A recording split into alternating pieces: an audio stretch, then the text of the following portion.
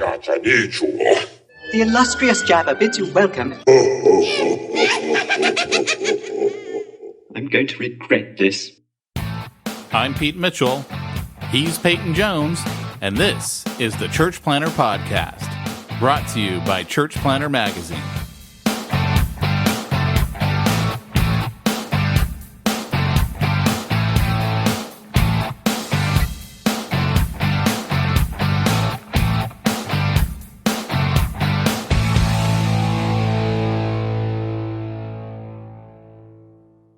Hey, Church Planter, this is Pete Mitchell. And this is Peyton Jones. And smack happens.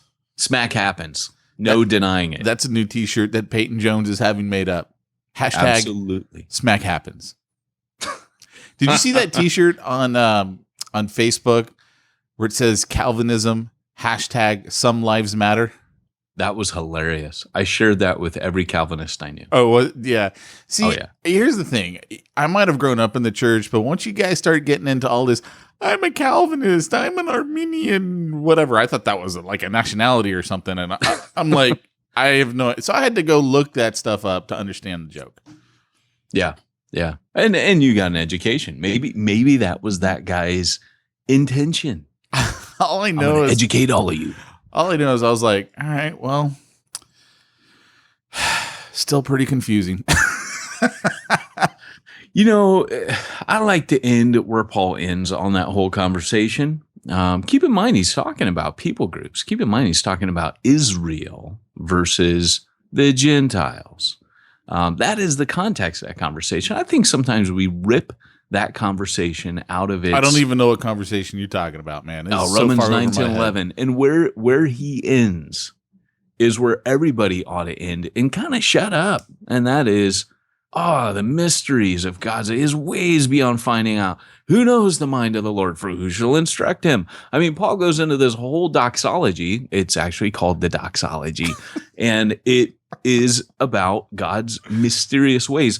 Paul's saying, I'm just touching the tip of the iceberg. But, you know, for me as a guy who years ago was heavily in the Reformed circle, the context, and I know like people are kind of like, you can't be here, but the context of the argument for me, whether you're talking Ephesians, whatever, I've told people I've never changed my views from when I was Reformed in the sense that I never had a philosophical problem with if God wants to elect people. I've never had a problem with that. But the deal is I just look at the conversation now and go, but Paul's talking Gentiles versus Jews here. That's the context of Ephesians. He's telling them you were chosen before the foundation of the world as Gentiles. In other words, you were not an afterthought. You were part of God's salvation plan before he ever talked to Abraham. That recouches the entire argument when you read it in the context. Is Calvinism true? Maybe. His ways are beyond finding out. Is Arminianism true? Maybe. His ways are beyond finding out. One day we'll know. But I love what Spurgeon said. Spurgeon said, those names don't exist in heaven. He has his very last sermon that he preached. Spurgeon said, you know, he started kind of talking, and I think Whitefield did the same thing. Spurgeon said in his very last sermon that this is the deepest, by the way, Smack Talk has ever been. Yeah, you know, it's like solving the mysteries of the universe in a few minutes. The first 3 minutes of our podcast, and this is where we're at. No, you remember before we're like, well, I don't know if I have Smack Talk. And I'm like, oh, don't worry, Smack happens. It just happens. See, this is what happens. Smack does not happen. Oh my gosh, I'm sitting here going, oh, I wound him up. He's going. He has seen the finish line, and he's not quitting. I'm almost there. I'm stumbling like in a marathon. Just on zombie. Finish him. My finishing combo move. So Spurgeon, you know, Whitefield preached a sermon where he said, you know, St. Peter, are there any Calvinists up there? Any Episcopal? And he kept answering back, we don't have those names up here. We don't know those names. We only know the name Christian. And then Spurgeon, when he preached his last sermon, he was preaching and he said he believed that there was mystery in this for a reason, because he said the Arminians, there are certain scriptures you read, you can come out believing more of the Arminian way. But he goes, but that's to get us to keep preaching to all creatures. And of course, he was a dyed-in-the-wool Calvinist, but he said, but the Calvinism side, he said that's there to give us confidence. But he goes, but the tension is God ordained. God wrote the scripture. He doesn't come out and clearly explain it. There is mystery. And the reason why is because that tension is necessary between what appears to be a paradox. And that's a mature theology right there, brother, where you step back and go, ooh, mystery. You know, I can't explain all this and I don't have to. So can I talk about my underwear now? Yes. Some underwears matter, Pete. Oh, I think all underwear matters. That's a very true statement, I'm afraid. All deodorant matters. I learned that very quickly at concerts. Dude, let me tell you it does. I was going to share some good smack talk, but now I got nothing more to share. So okay, why don't we just jump into the topic? Way to go. Way to go. Yeah. Hey, so tell me about your Star Wars mug. You know, I don't want to repeat that story. Well, it was good, man. I thought that was pretty genius. Why don't you tell them about the birthday gift I got for you and me on your birthday? Pete and I are clearly best of friends for a reason, because when we buy birthday gifts for other people, we buy them for ourselves as well. Usually we're I'd like 2 of those, please. Yeah. That's exactly. My wife said to me the other day, she goes, see, when I buy gifts for people, I don't buy one for myself too. Well, you know, that's just her shortchanging her own self. That's not something to be proud of. That means she didn't like what she bought you. It means it was on sale. Yeah. Well, you like how at Luke's birthday party, Luke, by the way, if you're new to the podcast, he's my 5-year-old. He just turned 5 a few weeks back, and he must have gotten 4 or 5 of the exact same gift. And I turned to one guy there and I go, you can tell what was on sale at Target this last week. Absolutely. What was it? It was the Captain America shield that also shoots Nerf bullets. What was a Captain America party? So he kind of set himself up to get repetitive Captain America gifts. Oh, yeah. Well, the ironic part is he wasn't upset with it. Heck no. Now he's got one for each of his friends. But for me, that's why I was like, hey, man, I know he's going to have a shield. I need to get him a bow and arrow. Dude, I'm telling you, that was I didn't know that was from you. Yeah. I was like, this is the best gift ever. Because I'm like, you got to use that shield, man. I'd go, hey, Luke, go run across the backyard. And I'd be trying to shoot him. Most people, with your shield. Make it fun for him. Let him be Captain America. Most people would think that was inappropriate. Me, I thought it was very appropriate. I thought it was perfect. So Pete got me a coffee mug, which today, by the way, is like International Coffee Founded Day, right? Kidding. Like, I know it's coffee day. Oh, is that why Matthew Fretwell put on the Facebook? Yeah. I think the guy who invented coffee should get some sort of posthumous award or something like that. Yeah, and I wrote goats because, guys, we need to take a moment of silence to honor the Peruvian mountain goats who gave the idea for coffee. If you don't know the story is that a bunch of goat herders in the Andes Mountains were herding goats, as you do, and they noticed that I've heard of goats. Sorry. Yeah, I've had a lot of jobs over the years. Been a firefighter, factory worker, barista, fireman, RN, clinical troubleshooter, company policy writer. I mean, I've done a lot of jobs, you could say, but goat herder is not one of them. But I hear it told that the goat herders of the Andes Mountains noticed that the goats were super energetic, and they were jumping around excitedly. And the Peruvians are like, what's going on, man? Why are these goats so, they're hyperactive?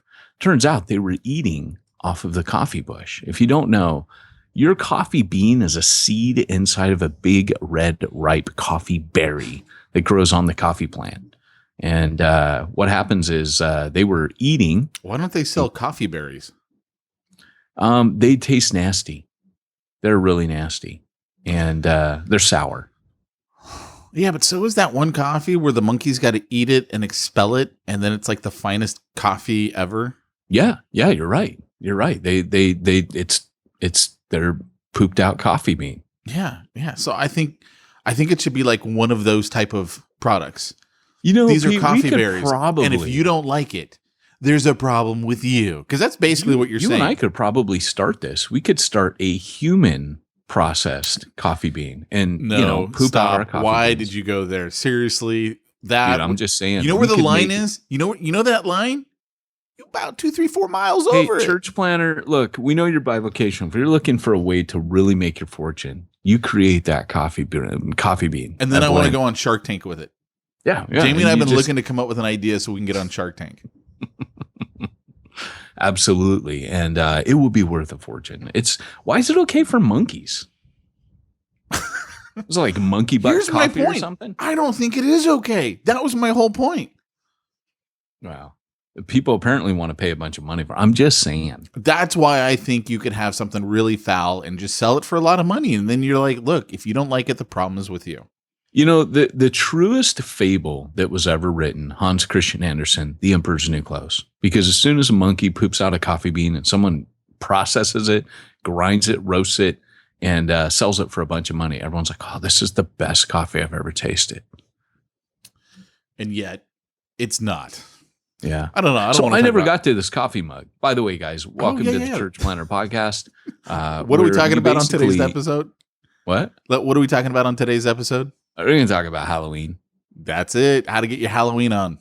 Yeah, we are. And if it's about 6 weeks out that we're recording this to actually make it helpful for you, because it's no good. I think last year we had something about Halloween like a week before, right? That's not going to help you. But, if you're new to the podcast, what we do is we basically screw around, entertain ourselves. Hopefully, if you're a church planner, you're going to understand Smack Talk, because Smack Talk is we're just hanging out, being real, talking. See, everyone who's uptight and like emails us and says, I hate the Smack Talk, we can tell you haven't actually planned it yet. Yeah. Yeah. You need to relax a little bit. Yeah. So anyways, so Pete got me this coffee mug, and when you fill it up with hot liquid, namely coffee, we didn't take our moment of silence for the goats. But, it actually doesn't work with tea. Yeah. Well, anyways, these Peruvian Andes goat herders, I'm back to my coffee mug in a minute. No, finish the coffee mug. Okay. Stick with it. I'm torn. Stick with it. Keep going. I'm torn. Keep going. Okay, 1,000 points of light. Stay the course. No new taxes. Read my lips. So here we go. He got me his coffee mug. As you fill it up with coffee, it has lightsabers all around the perimeter of the cup. As you fill it up, all the different lightsabers. So it's all of the lightsabers. It's got them named. Anakin's, Luke's, Yoda's, Dooku. It's got them all. Yeah, and when you fill it up with coffee, the lightsabers ignite. So, and Pete had a good theory. He was like, it's kind of an accurate statement there that, hey, if the coffee mug is full, that means that the lightsaber is fully extended. Stay away from me. Stay away from me, because I'm dangerous. My lightsaber is, it's lit. Like, keep your distance. As that lightsaber goes down, meaning that the liquid in the cup goes down, it's safer to approach Pete. Yeah. And the lightsabers start to go down. So I think it's actually a warning system mug. And that's really how they should be selling it. Yeah. Not as a novelty item, as a warning system. That's true. That's good marketing. It could be good marketing if they would just implement. Yeah. But like most people I talk to, they won't implement. True dat. Yeah. True dat. I don't know, man. I don't feel like I got any Smack Talk today. Well, let's just kick straight into Halloween. I'm going to go get a new iPhone this afternoon. Are you? You getting the 7? I'm going to get the 7. I'm going to get the 7. You buy me one for Church Planner Magazine? No. The only reason why I'm going to get the 7 is because my Sugar Daddy. My 6 is just not doing good. It's limping across the finish line, and I think it's time I upgrade.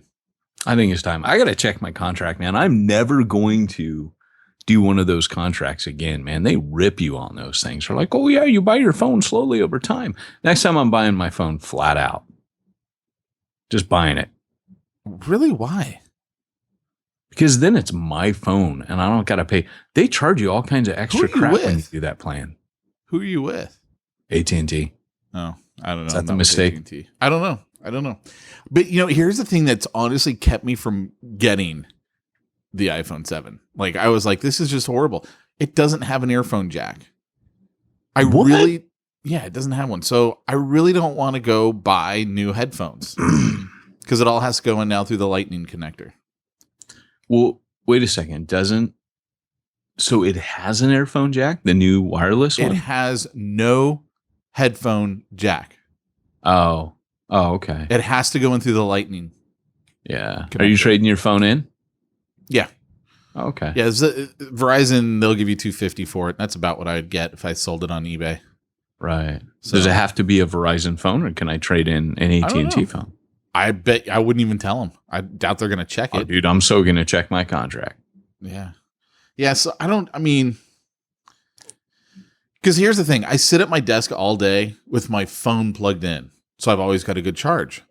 But I use my headset. So what am I supposed to do now? Like, I can't plug in and charge my phone and use my headset. It's a one or the other situation with the phone. Wow. So the real question is, how good of a recording would you get if we recorded off those? What do you mean? The audio? You know how like sometimes we do we'll be out and about and we'll interview someone without all of our kit. I don't know. Have we used the iPhone? I have. I've used it before. I don't know. Sounds okay.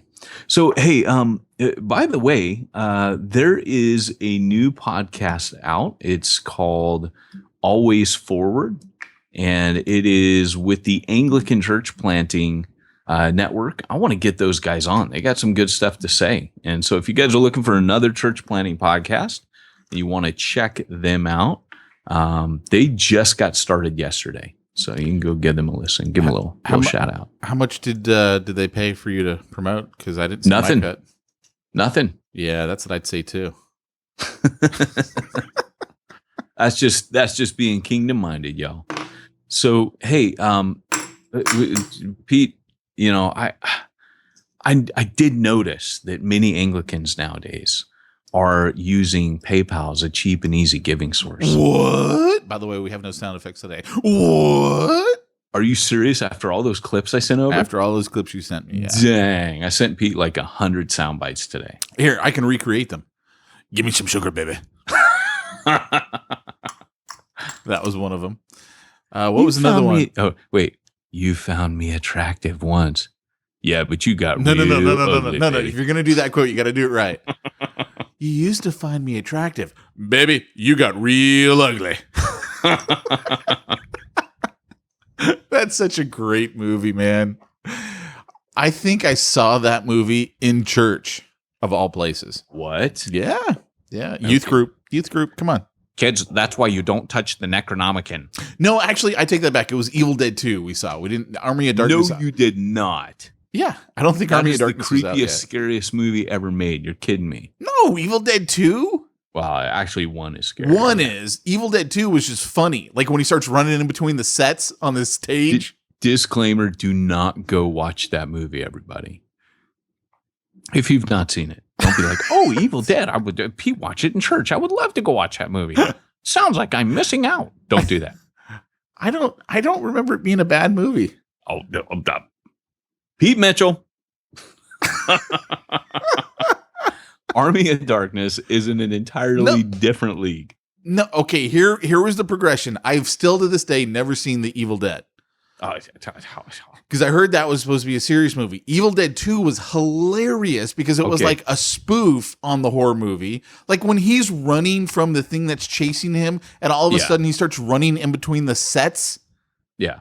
Like they're making fun of the fact that it's a movie. Of course, yeah. It was hilarious. Evil Dead 1 is not like that. How about when he flies in the air? He flies in the air for about a half a mile and then they cut and he's like 10 feet from where he took off. It's hilarious. Yeah, Sam Raimi totally deviated from the first one. The first one is terrifying. And is it really? It is up there with The Exorcist as far as scary. Shop smart. Shop smart.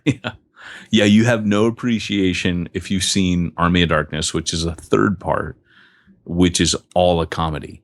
Compared because to because they just were like, okay, Evil Dead 2 took off. Maybe we should do something like that, just funny.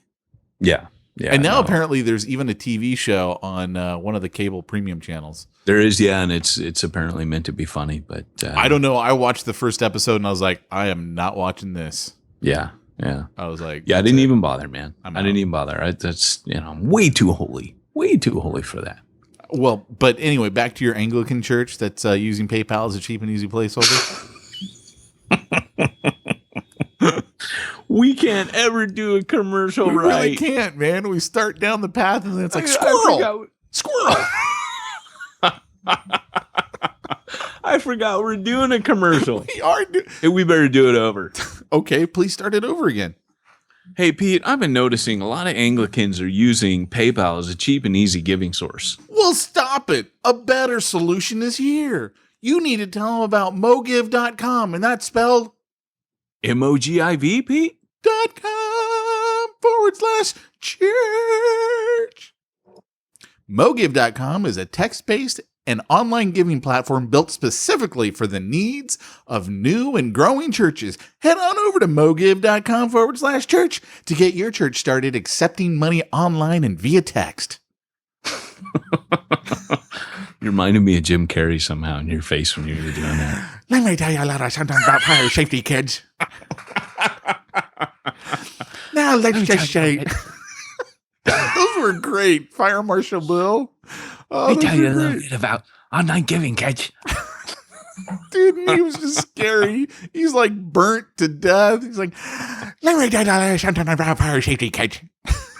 You know, I used to give those talk in schools. Oh, no, did you? I did, yeah. We actually, this is cool. Before we get into our topic, we talk about scary, man. This actually goes full circle into a lot of our discussion today.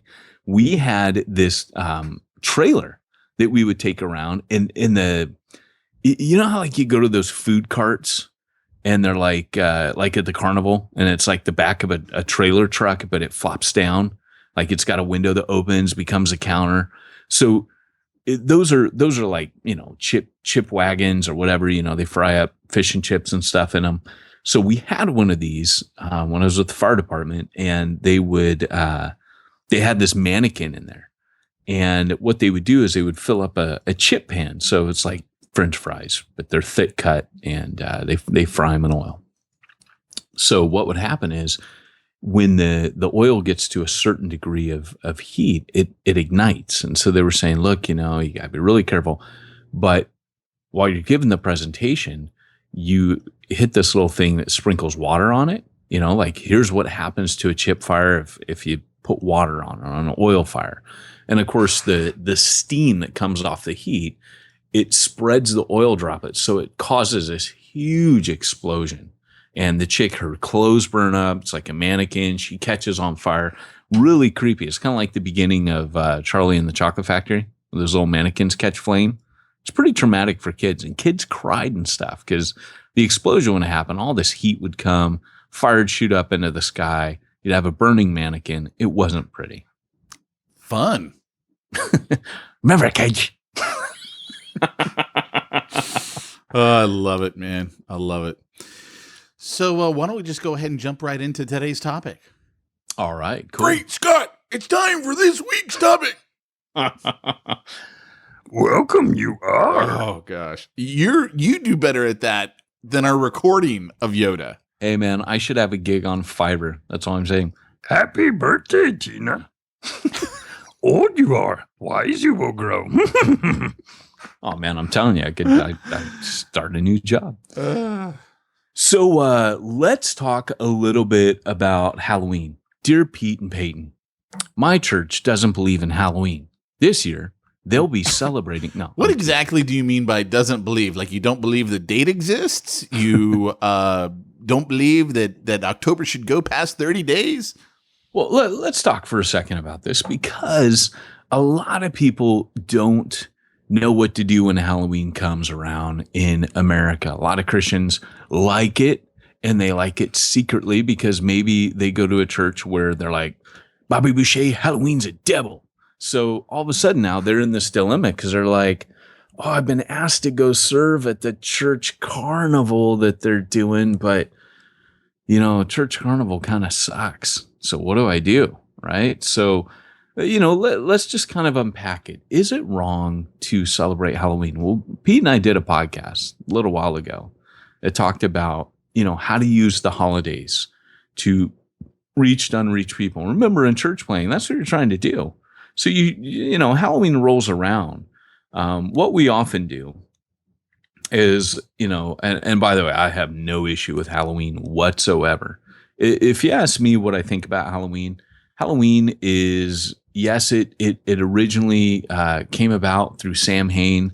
It was a pagan festival, but the Catholic Church years ago redeemed it. They basically said, well, let's do All Saints Day on the next day. So it'll become All Hallows Eve the night before. And, it was meant to be basically a night where you worshiped and prayed against evil, which is kind of a cool way to redeem it. But then, of course, over time, they said, well, hey, we could have fun with this. And so Trick or Treat came about. And my thought is, for 2,000 years, the church has been really good at taking pagan things and making them Christian. We are into redeeming pagans. That is what we were meant to do. The first century and the book of Acts was all about redeeming pagans. And so I don't have any problem with the church saying, hey, you got your holiday? Let's make it our holiday. In fact, when you have holidays in the Bible, Jesus strategically picked those holidays as times where he would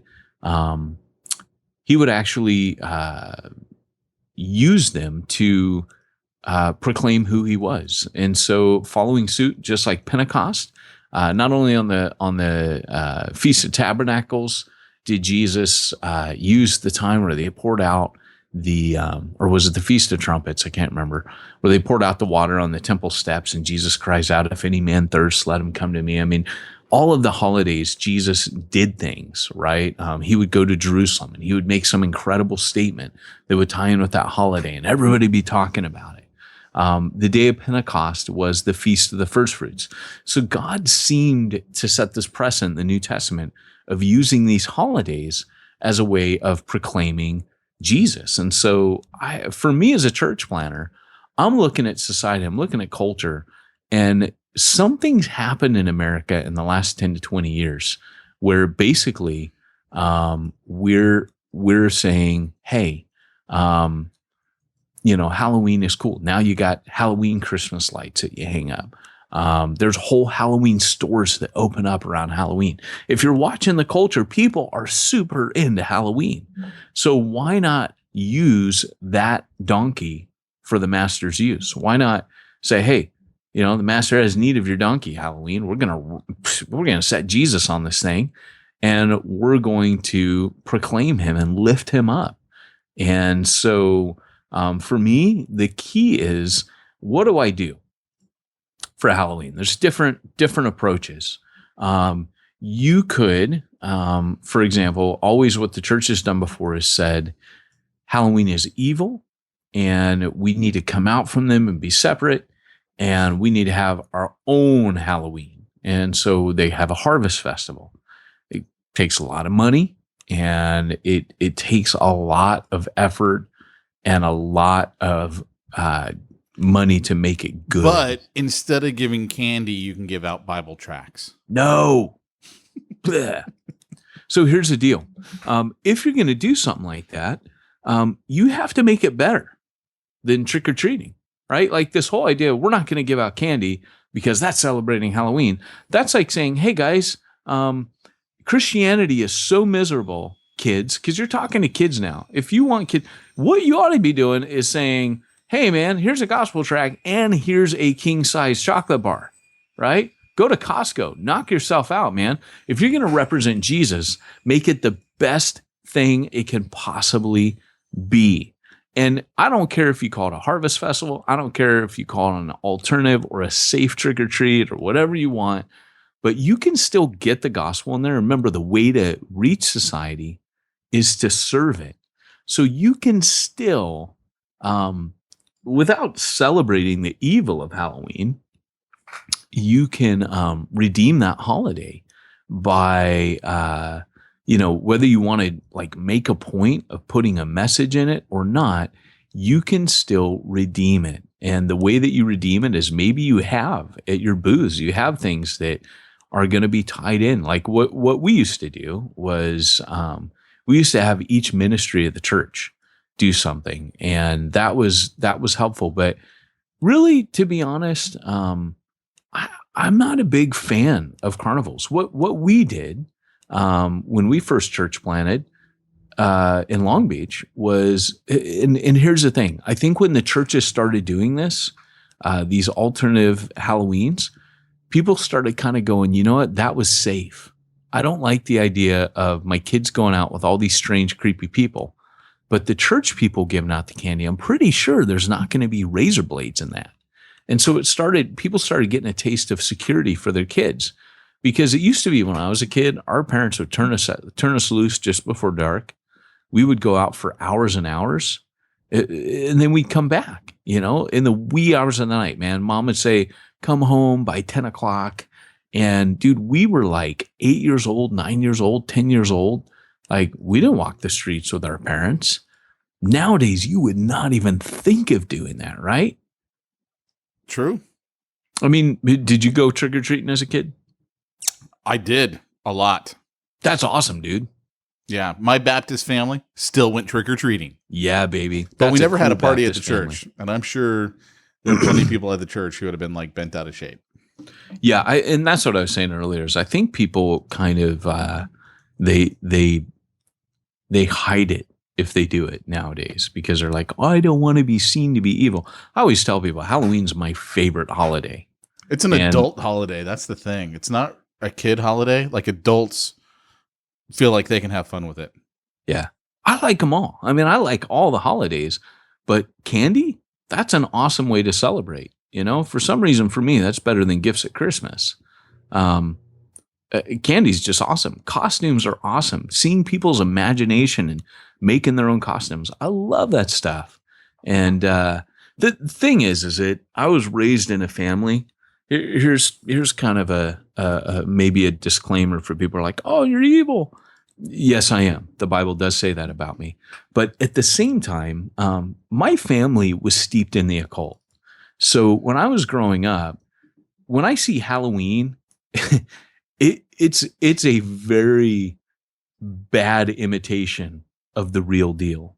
So I don't see any harm in it. It's kind of like Harry Potter or The Wizard of Oz. I look at The Wizard or Lord of the Rings. I look at that and I go, that's all pretend. That is not the real deal. That doesn't in any way stumble me. It doesn't give me a hard time because my family knew. My parents had seances in the house growing up. We had things going bump in the night. We still to this day, we had an occultic experience or a supernatural experience this week. I've had that stuff in my house all my life. Particularly if I'm seeking the Lord, it goes off the chain. I get in a huge amount of spiritual attack. I know those of you that are listening are going, oh my gosh, these guys, I knew they were nuts. But Pete's sane. Pete thinks I'm full of crap, but it's it happens. No, I don't think you're full of crap. I just no. I know you don't. I'm just teasing. Yeah. Pete actually is like, I don't want to talk about it. You're freaking me out. I actually have a story about that happened to me this week. Are you serious? Yeah. No way. Yeah. You want to hear it? Dude, creepy story time with Pete. We're talking about Halloween. No, it was nothing like Bump in the Night and the hard drive flying across the room. I didn't have that. But I'm driving, where was I going? I don't know where I was going, but I was going over by the Long Beach Town Center. And right when you get off the 605 freeway and you turn left on, I think it's Carson, to go to the Long Beach Town Center, there's always homeless people right there because you're almost always at the stoplight. You never make the green there. You have to stop, and it's a great place to panhandle. And I'm driving, and it's a green light, and there's no cars, and I'm like, okay, I'm going to make this light. This is pretty cool. This never happens. And I kid you not, there's a dude sitting on the sidewalk right there, and as soon as I see him, I'm like, there's something not right here with this guy. Like, I knew there was something not right with the guy, but I didn't think anything else about it. I was just like, okay, a homeless guy, but it was freaky, man. I don't know what it was. And as soon as I drive by him, he takes his cup and just throws it all over my car with his water or whatever was in the cup. And I was like he was trying to cause an accident. Like literally that's what he was trying to do as I'm driving by. And I'm like, dude, that guy totally just tried to cause an accident, like intentionally. And the first thought that went through my head is, I think that guy is possessed. Because like it freaked me out. As soon as I saw him, there was something about it. And as soon as he couldn't see me, right? I mean, we never made eye contact or anything. I'm way back there. I got sunglasses on. My windows are tinted. He doesn't see me. But I'm telling you, man, it was unreal. Because I don't know. Does that make any sense? I should just shut up. I should just shut up. I'm shutting up. One of the coolest stories, and this stuff happens. They do. They hate your guts. But I remember a story of a pastor that I knew who was in an elevator. It was with Dr. Walter Martin. Was it that one? Yeah, it was the Walter Martin one. Yeah. And he basically was in the elevator with a cop, and she goes, "You're a Christian," and looks at him, and then the cop goes, "I'm a Christian too," and she goes, "No, you're not." Oh, really? Yeah. I didn't hear that one. Yeah, the one that I remember. You're Dr. talking Walter about Martin. The one, and he's in the elevator with someone, and like the person growls. Growls like a demonic growl, but the mouth wasn't open, and the guy goes, "What was that?" And he goes, "That was what you don't believe in." Yeah. Different story. Sorry, man. Different story. Both elevators, but different stories. So in other words, never get into an elevator with someone else. Absolutely. Especially if they have red hair. Anyway. So going back to the whole idea of Halloween, you could throw one of those carnivals, and I'm not against that, but I just think in order to make it, there's two things. Like for example, a church plant here in Oceanside does it, and they have had great success. That's what their church got known for. Was the neighborhood said, "Oh man, thanks so much for doing this." They didn't do it because they were like, "Hey, we want to have an alternative to Halloween because Halloween's evil." It wasn't like that. Now, if that's your conviction, I got to say this to you guys. We don't choose our convictions. If it stumbles you, then it's food sacrificed to idols. And I'm not meaning to mock or disrespect that. It's just I get bent out of shape with the legalism and people that won't think through the issue, right? That's what irritates me.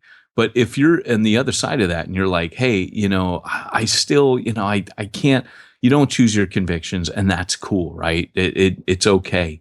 If that's where you're at, that's fine. But this church was like, hey, this is what we're doing to reach our neighborhood. And it came out of this. The church planner was like, the first year, he's like, hey, you know what? I don't feel safe, because the day he moved into his neighborhood, it was Chris Martinez, the guy that I served with in Oceanside at Generation Ortho. He basically was like, hey, the day he pulled into his neighborhood, there was a drive-by and someone shot and killed right out in front of his house. And so he said, look, I can't send my kids around at Halloween. So it was like a month later, and he ended up, they threw this event. So the church became known. People are like, oh, are you guys the ones that do that awesome Halloween thing? And he's like, yeah. And they're like, oh, thanks so much, man. We love that. Our kids never had a safe place to trick or treat before. We don't want to send them out, but we don't want to keep them in. So these are unbelieving families that are unchurched people saying, thanks for running that. So if you've got that kind of situation, then it's a win. But one of the things that we did in Long Beach, again, you picture kids running around in our neighborhood where we church planter, right, Pete? And trick or treating, that's not a good thing at all. We don't go there after night. So when we started meeting in the school, what we did is we talked to the school, and they said, we do this trunk or treat. And we said, well, hey, how can we help you? And so we threw, did you ever go and see our trunk or treats? I never went and saw it, but I'm pretty sure Jamie always supplied some candy, because first year. So yeah, we did this big candy drive. First year we did, and this was cool because schools are really strict. So we told them, hey, we criminal check all of our Sunday school workers. So if you wanted to come volunteer, you had to be criminal checked. And so we told them, look, everybody that sets foot on that campus for that event will be criminal background check. And that meant a lot to the principal. And so we were like, yeah, let's do that.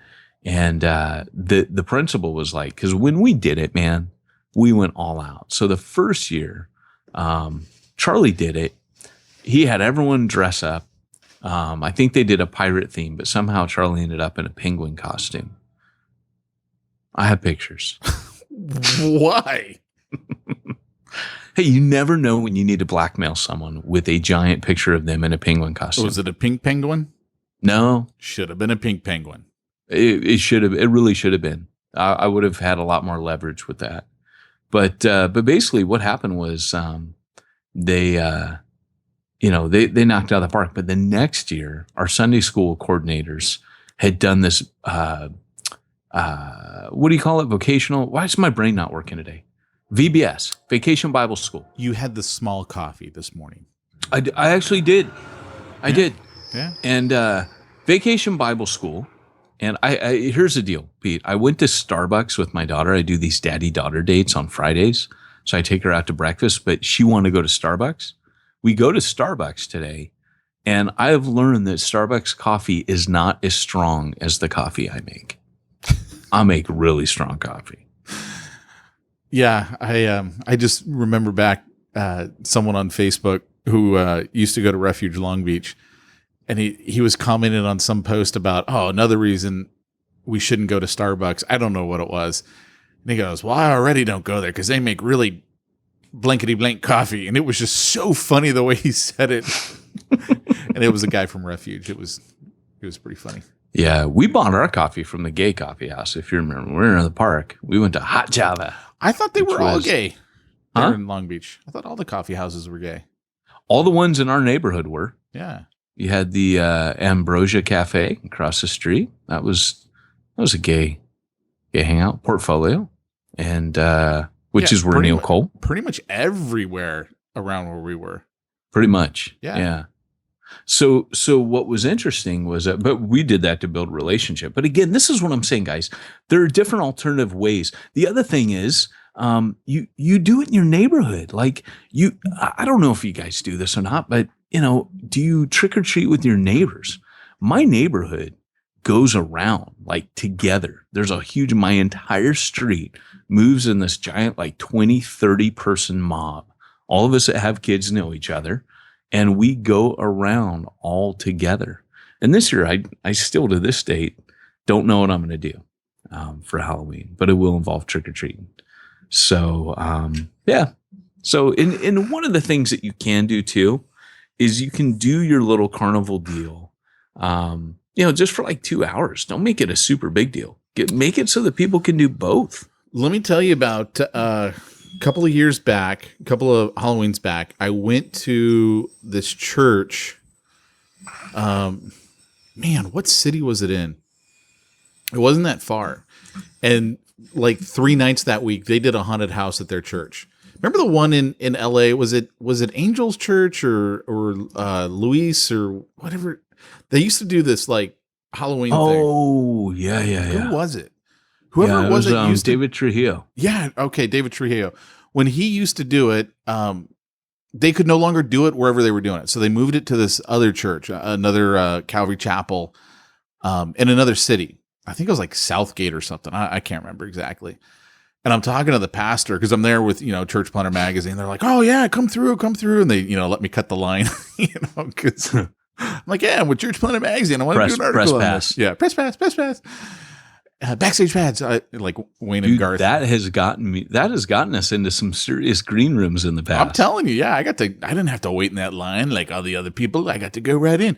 And the pastor was funny. He's like, yeah, this is really new to us. So we don't, we were looking to do something to reach the community, and they needed a church because they couldn't use their old building anymore. And so we decided to do it here.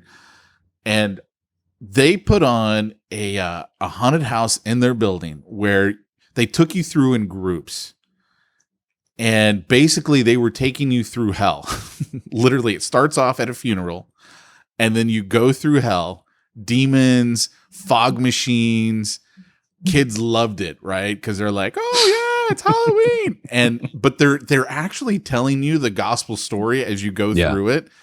And then at the very end, there's, a scene, Jesus on the cross. They got actors on the cross. And then you go into the courtyard afterwards and they're witnessing. And I'm not kidding, man. I was like blown away by this because I would have looked at that and gone, it's kind of cheesy, whatever. I was really glad that I had infrared on my camera because I could actually see what was in the dark rooms, because I'm looking at my viewfinder on the camera. And but there were literally people crying in the courtyard accepting Christ. It was crazy. Yeah. And I was like, dude, God can use anything. This is crazy. Yeah. He can use a power team. He can use the power team. If God can use the power team, he can use anything. That's the t-shirt we need. We need the t-shirt of a cartoon guy from the Power. If you're an artist, please draw this of a big muscle-bound guy ripping a phone book in half. And then it will say, God can use you. He can use the power team. Or just smack happens. I'd be happy with that. Hashtag smack happens. Yeah.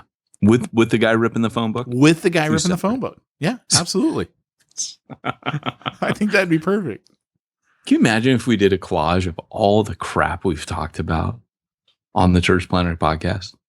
Do you remember when I launched Church Zero? I did a collage of every pop culture reference. I kind of do. In the book, yeah. I had these posters made up, and it had everyone from St. Patrick to Yoda to, you name it, the dude from The Big Lebowski. I mean, everybody was in there. It was awesome. You don't even catch some of the hidden references in Church Zero. Cha-ching! I've got one where I say, now this is the rug that really ties a room together. I'm drawing a conclusion.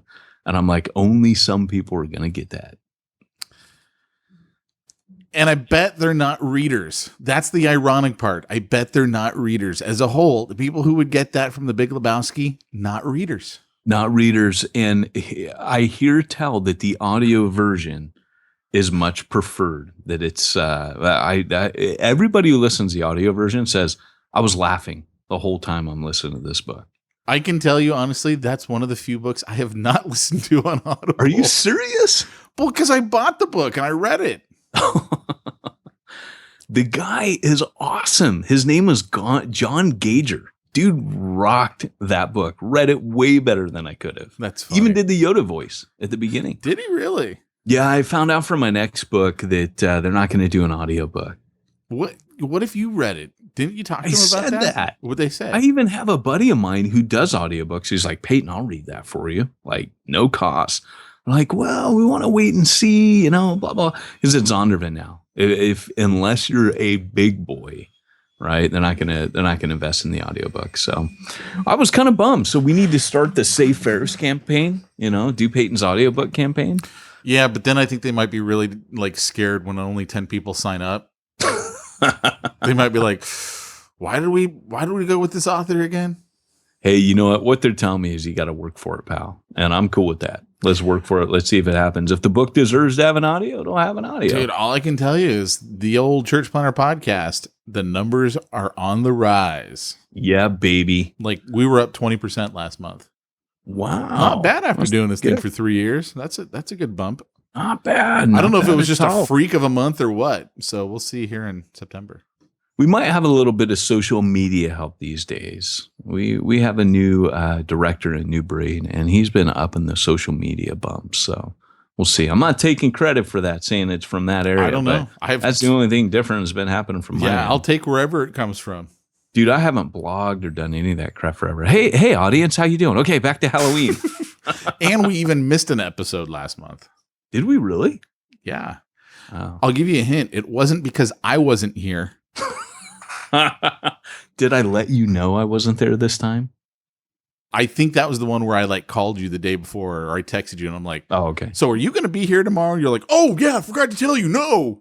I have to say the Band of Brothers call yesterday. I so badly wanted to play that on the podcast today. It was pretty good. That was a good call. Yeah. If you do say so yourself. Yeah, because I do end up talking a lot on them. Hard to believe, right? Really? Wow. Schmack happens. But it was so good. I mean, I was anticipating what was the part where I was talking about my underwear and Tyrone voxes me and says, by the way, I'm in the car with my wife and daughters and they can hear you. That's right. That's right. I think we've been talking about your underwear for quite a few broadcasts now. I'm kind of happy with the new underwear. It's too bad that we don't do a visual version because Pete, you could just snap that puppy up. 5%, 5% spandex. That's all it is 5% spandex. That 5% goes a long way. That's all I'm saying. Are you sure you don't want to take a picture of him and post him? I can take the picture off of Amazon where I bought them. I actually last night went on and bought like a bunch more. I bought the Chewbacca ones. I bought a few more. Got the whole wardrobe, man. Hey, it's nice. Yeah. I might pick some up. I'm due for some undies. I figured I was really due for some undies. Dude, that's awesome. You're like, Pete, we should actually go back. You've been working hard. You know what you need? You need to reward yourself. Here's some Star Wars underwear. I did actually kind of feel that way because this week was a very good week. That's all I Baby's buying a new pair of underwear. I'm getting an iPhone and some new underwear. Woohoo! Splashing out. So here's the deal, man. I wanted to say to you guys, one of the handy tips I can give you for this is use the VBS. That's where we last kind of jumped off the cliff. Squirrel. But use your VBS. This is what we did, right? I can't take credit for this, but our Sunday school coordinators at that time, they had done, I don't know what it was. It was some VBS that had like pandemonium or something, so panda bears and bamboo. Man, I'm telling you, our trunk or treat booth, it was like trunk or treat booth on steroids. Really? They took all of the VBS crud, the costumes, the decorations, the stuff, because you got that stuff left over. And you just ran it in like July or August, most likely. So you hold on to that crud and you use it for your event. If you're going to join in with the school or what have you, use it. Put that stuff to work, man. And it was good. And the principal came and she's like, you guys have raised the bar. This is amazing what you've pulled off. Our booth became the main event. Now, did they keep that up the next year? Yeah, we did it again the next year. But I mean, did they keep up that same level? Same panda props. No, I'm just joking. We new one. Yeah, no, they do it every year. This time we're not in the school anymore, but we did it 2 years running, which again, like we just kind of got known for like holidays. But the principal coming up and saying, "You guys, like, thank you." Like, the following year, what happened? She got in touch with us and she's like, are you guys coming this year? Please say you're coming this year. I would imagine she retired, but I would imagine if she was still there, even though we weren't meeting in the school, she'd still be asking. Yeah, she'd still be asking us, will you please come and make an appearance at our deal? And that's what you're going for. This is kind of what I'm saying, guys. The bottom line is whatever you do, make it excellent. Don't be the cheesy version of something. Are you saying excellence? We should go strive for excellence? In this, yes. Because what you don't want to be is the crappy substitute for someone's Halloween, right? You don't want to be like where the kids are like, oh man, I got to go to that stupid church thing. Or the families are like, man, we blew it. Won't be back here next year. These guys suck. This is a front door for your church. This is the window. This is the shop window. And let me give our Bivo guys another idea. If you don't have a building or you don't have a place that you rent or you're still starting out, there is a house by my house that every year they go full out and decorate their house for Halloween. I'm pretty sure they hire someone because they're getting kind of old. But they're realtors. And so they do this as like their way of like, oh, look, we're realtors. Use us if you want to sell your home. It's like the worst marketing ever, but it kind of doesn't matter. And like the lady, it's so funny, right? She's out there. She's got one of those clickers in her hand and she's clicking every time someone goes in because she wants to like have a count at the end of the night. This year we had 6,000 people go through, but people literally drive from out of our neighborhood in here so they can go through the house. Yeah. And my point is this, let's say you don't have a building, wherever you live, you could put on something like this because people love that sort of thing. Yeah. And you don't have to be like, oh, you know what, and here's a Bible tract. I mean, you can just reach out to people this way and, hey, come through. We're going to do up our house because we don't have a facility or whatever, and just do it. Well, and that's the thing too, is if you guys are gonna, and the other thing is Pete's really brought up a good idea, and I mean, you can do that stuff. Back to the VBS stuff, keep the years running so that each year, as you're investing in all these decorations and stuff, each year you got a new booth. You know what I'm saying? Like you got a new kind of arrow in your quiver, something to add to it. But yeah, I mean, everything Pete's talking about, everything I've been talking about, my point is give away the best candy, have the best things available, because you want to really wow people, not with like gimmicks and crap like that, but you want people to walk away saying, these guys care for this neighborhood, because they're going to ask you guys, if you do it really well, people are going to go, why are you guys doing this? Like who put this on? Is this being paid for? And you just go, no, we're just a new church in the area, man. It's our neighborhood. We just love our neighborhood. Like you start having those conversations, people are like, really? That's cool, man. Then you start talking. For me, the benefit of these events is, and I remember the Halloween event got people to the Christmas event because they remembered meeting me at the Halloween event and telling them about the church. So when the Christmas event came around again, we were packed. And I remember just meeting people at the Halloween event, same thing, second year, after our Christmas event. I remember people going, oh yeah, I remember you from the Christmas thing. And some of those people, man, when we were growing in the school, it was because of our Christmas event. It was a turning point for us. And making those contacts and relationships with people, having those conversations where you're now not a stranger. So when they come to the church, they know you. I'm apostolic, so I tend to mill in those settings. Like that's where I'm in my element. I'm like a duck in water there. I just, I mill, I meet people, I talk, I have conversations, I build many relationships. I'm a connector. And that's kind of, for me, the real benefit. I don't care what we do. If you use anything, whether it's tent making, Paul, in the middle of the marketplace in any city in Asia Minor, or running a Halloween event, if it gets me around people to have conversations with them, then it's worth its weight in gold. I dig it, man. I do. Yeah. So guys, if you're going to do something, start planning now. Talk to your local school, raid your closet for VBS. If you're a church plant and you haven't had a big VBS, raid the mothership. Go back a couple of years, hit them and say, hey, what did you guys do the last 3, 4, or 5 years? Do you have that stuff? Is it in storage? Can I have it? Can I use it?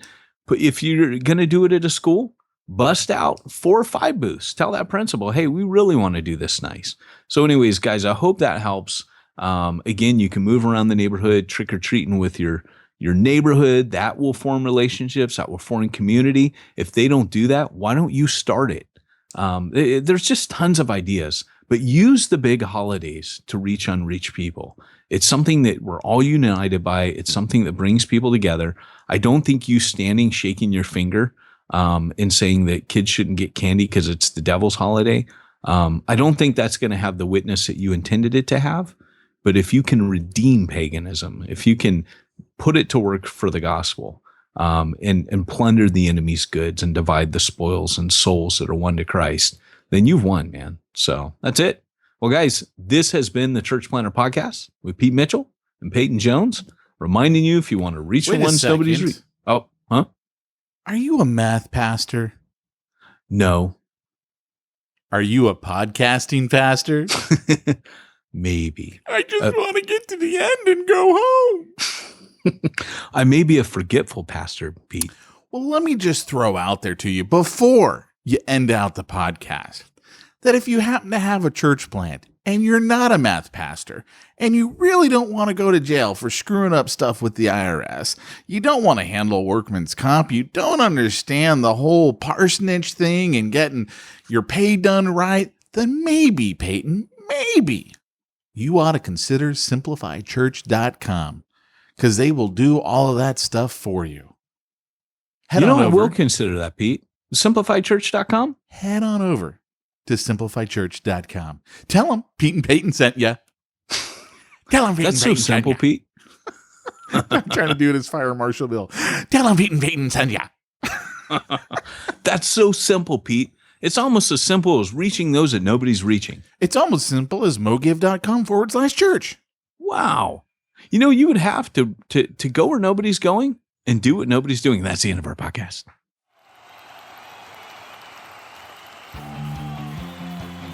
Thanks for joining us for another weekly episode of the Church Planter Podcast with Pete Mitchell and Peyton Jones.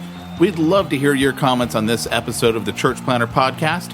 Visit us online and let us know what you thought at churchplanterpodcast.com. If you subscribe to us via iTunes and have enjoyed the podcast, leave us a positive review. The more positive reviews we receive in iTunes, the more iTunes will promote us to other church planners who would benefit from this show. This podcast is brought to you by the Church Planter Magazine, which is available in the iTunes newsstand or online via churchplantermagazine.com.